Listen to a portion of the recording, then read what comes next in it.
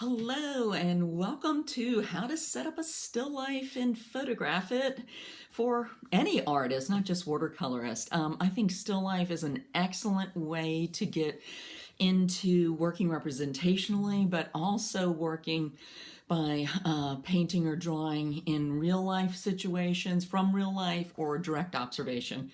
You'll hear those terms bantered about quite a bit, but I find some of my students or other people will get very frustrated because they don't quite know the best way to set up a still life. And so that's what this video is about. It's really one of those things that, you ever heard the KISS mantra? Keep it simple, stupid or silly or whatever you want the last S to be. Well, we're going to do that and break it down into steps. And the first thing is we're only going to use one object. So the object I like to start off with my students is something that's organic, like a fruit or a vegetable. So that way, if it's not drawn or rendered absolutely correctly, if there's an extra bump or whatever, that may look like it was the way that the fruit or vegetable grew out. So anyway, what I like to do when I start off with a still life, I think about the objects I want to select. Why am I selecting them? And I just gave you the reason for the fruits and the vegetables. It's a great compositional element that's forgiving in drawing and rendering.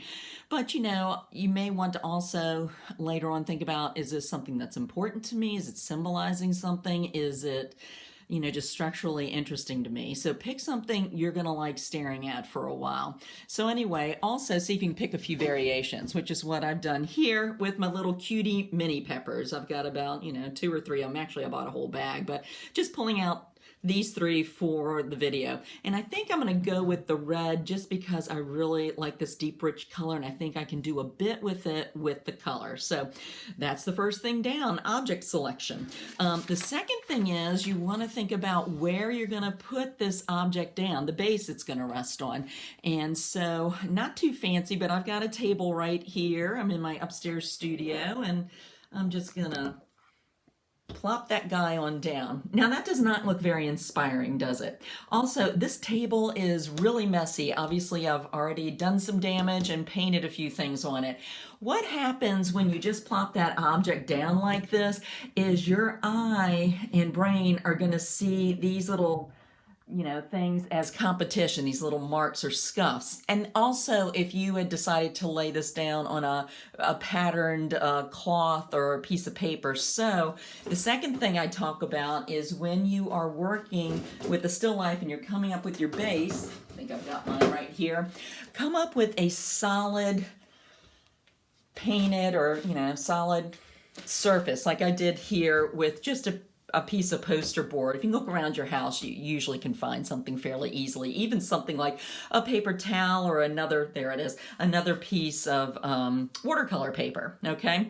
Now, the third thing, a lot of people don't think about is the elevation of the piece. So right now, this is almost like a bird's eye view. If we even moved it closer in, it would be more so of a bird's eye view, which is great. But if you want to, you can also elevate it up. Nothing too fancy here. I just use a series of boxes or sometimes even like little small trash cans. So here's one little board. I can put that up and that changes the eye level a little bit.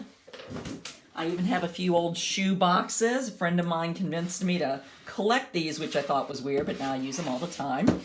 And see, it's just getting closer and closer to eye level, and that makes it look a little more, interesting, depending again on what you are finding, with the shapes and the colors to be interesting. And I could even keep going and bring it up. I think what I'm going to do for the sake of showing you the next part, though, is knock it down a level. So there we go.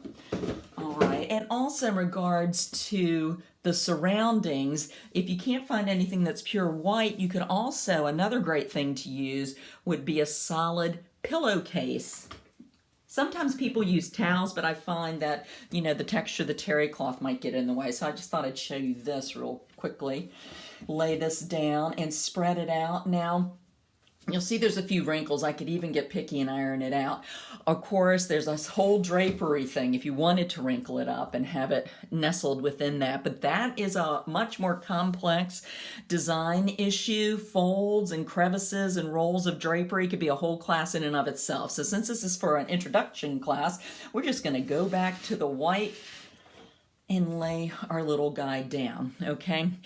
One last thing that I can show you is you might notice behind me, it's pretty blank, and I picked this space on purpose. As you can see, I've got all sorts of busyness going on here that again would compete if I set my still life in front of it. So I've got this right here, and for those of you who may want to continue to keep setting up still lifes, I'm looking for them right now, I've got these little boards that have been very helpful. I got the idea for these from the Da Vinci Initiative. It's a group that are trying to teach K through 12 students how to draw realistically, and this is just a really easy setup. And if you don't have this or can't make this at home, a box would work just as well, almost like a diorama. But what this is, it's two 12 by 12 squares of foam core, a solid color. I used black, you could get gray or white, and then you just place it behind your still life. See, that could block everything out if I had, a lot of busyness going on in my wall.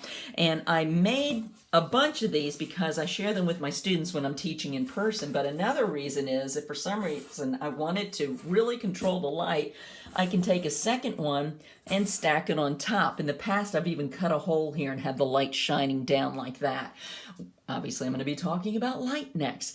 But like I said, if you don't want to make these or you want to have a quicker fix, you could get a box, especially, you got something from Amazon, cut out or cut down, a side. But if it's not the color you don't like, you could take some of this white paper or, that, where did it go? My pillowcase, and you could even drape it, something like this.